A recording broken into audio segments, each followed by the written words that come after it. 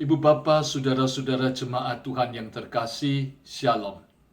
Kita berjumpa kembali dalam acara Sapaan Rohani hari ini, 1 Maret tahun 2021.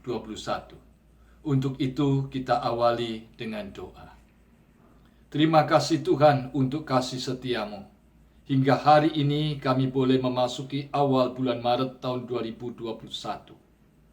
Dan kami mohon bimbingan, petunjuk, dan tuntunan Roh Kudus, agar hidup kami mengerti apa yang Tuhan pikirkan dan Tuhan inginkan, sehingga kami dapat melakukan seturut dengan apa yang Tuhan rancangkan dalam diri kami. Kiranya Roh Kudus menolong kami untuk mengerti firman-Mu yang akan kami baca, dan juga dapat melakukan dalam hidup kami, sehingga hidup kami mempunyai arti seperti yang Tuhan harapkan. Dalam nama Kristus kami mohon. Amin. Bacaan firman Tuhan untuk hari ini dari Yeremia pasal 1 ayat 1 sampai 19. Dan kita akan konsentrasikan di ayat yang kelima. Sebelum aku membentuk engkau dalam rahim ibumu, aku telah mengenal engkau, dan sebelum engkau keluar dari kandungan, aku telah mengkuduskan engkau. Aku telah menetapkan engkau menjadi nabi bagi bangsa-bangsa. Yeremia pasal 1 ayat 5. Temaan sapaan rohani hari ini adalah dilahirkan untuk hidup yang berarti. Yeremia pasal 1 ayat 1 sampai 19 menceritakan tentang panggilan atas diri seorang yang bernama Yeremia, anak seorang imam dari desa Anatot, 5 kilometer kurang lebih dari Yerusalem. Apa yang menarik dari seorang Yeremia yang saat itu dipanggil oleh Tuhan, ditetapkan oleh Tuhan, diutus oleh Tuhan menjadi seorang nabi bagi kerajaan Yehuda, yaitu Israel bagian selatan.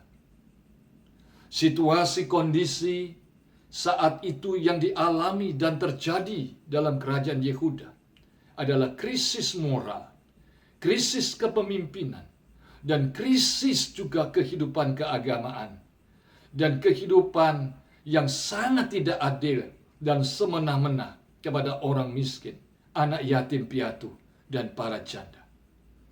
Tuhan justru memanggil seorang yang bernama Yeremia, seorang anak imam dari sebuah desa yang kecil. Dan tahukah saudara berapa umur Yeremia ketika dia dipanggil, dipilih, dan diutus oleh Tuhan itu? Kurang lebih 20 tahun menurut kata penafsir. Dan yang harus dihadapi oleh Yeremia adalah para raja, para pemimpin yang lebih senior dan lebih pengalaman, dan kepemimpinannya sungguh tidak manusiawi dan kejam. Tetapi saudara-saudara, kenapa Tuhan memanggil Yeremia? Tuhan menjelaskan bahwa ketika seorang anak manusia lahir di dunia ini, itu karena kedaulatan Tuhan. Tuhan tidak pernah membiarkan seorang manusia lahir tanpa tujuan. Bahkan di dalam rahim ibunya, sebelum Yeremia lahir, Tuhan pun mengenal dia. Dan Tuhan telah merancang, Tuhan telah merencanakan makna hidup bagi seorang Yeremia untuk menjadi utusan Allah di usia yang muda, untuk merubah kondisi dan keadaan, dan untuk menyampaikan hati Tuhan kepada umatnya. Saudara-saudara, begitu besar kuasanya, kuasa yang diberikan oleh Tuhan kepada Yeremia untuk menyampaikan firman Tuhan. Betapa besar resikonya, karena dia harus berseberangan dengan para penguasa yang tentu hidup ingin dengan semau gue, tetapi tidak mau mendengarkan firman Allah. Begitu besar rintangan yang harus dihadapi, karena yang dihadapi tidak hanya secara internal, secara eksternal banyak bangsa-bangsa yang ingin mentaklukkan kerajaan Yehuda. Tetapi tahukah saudara apa alasan Yeremia ketika dia menyampaikan kepada Tuhan untuk menghindari panggilan itu? Yeremia berkata, Tuhan, saya tidak punya keahlian, kemampuan untuk berbicara.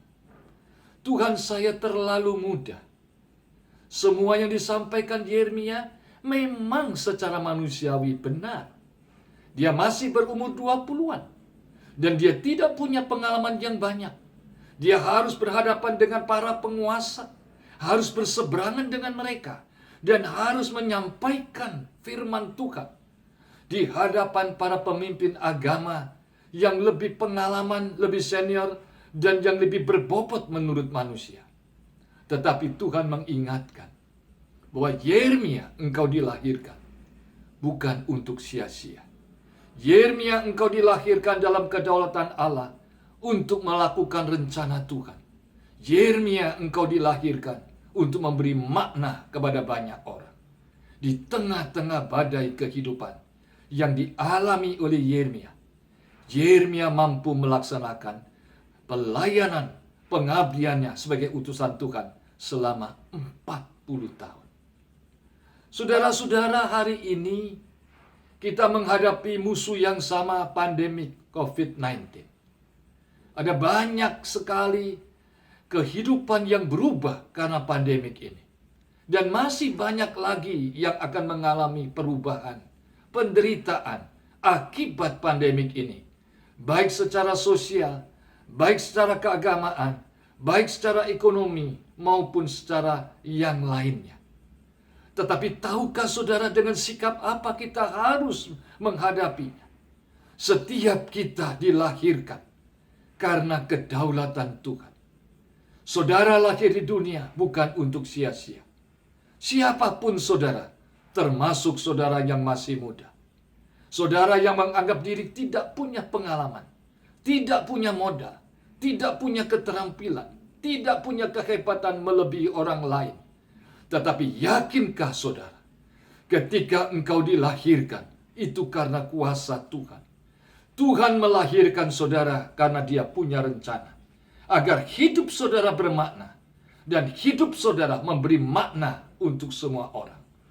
Sebagaimana Yeremia diberikan kuasa oleh Tuhan.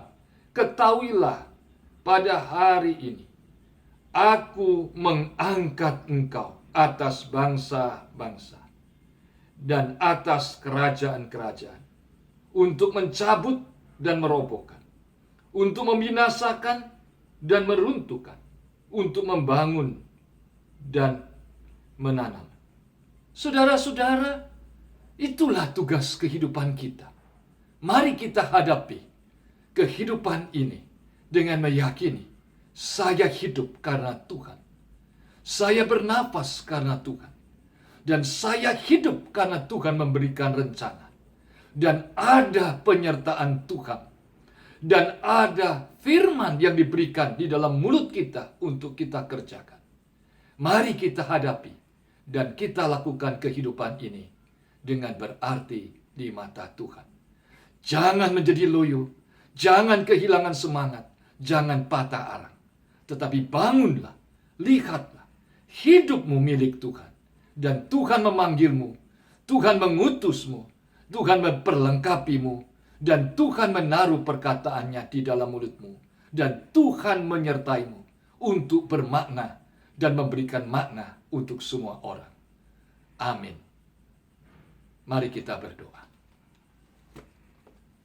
Terima kasih Tuhan untuk firman-Mu. Kiranya firman-Mu yang telah kami baca dan kami renungkan ini sungguh akan mendorong dan menguatkan dan menyadarkan kami. Sesulit apapun hidup yang kami harus alami, dalam rintangan seperti apapun yang kami hadapi, biarlah kami mengingat, kami bisa hidup di dunia karena kedaulatan dan karena karya Allah. Ada rencana Tuhan dalam hidup kami untuk berarti. Dan biarlah kami boleh bermakna bagi keluarga kami, bagi bangsa, bagi negara, dan bagi semua orang. sehingga nama Tuhan dimuliakan dan Tuhan dihadirkan dan shalom Tuhan dinyatakan kepada semua orang. Dalam nama Kristus kami mohon. Amin.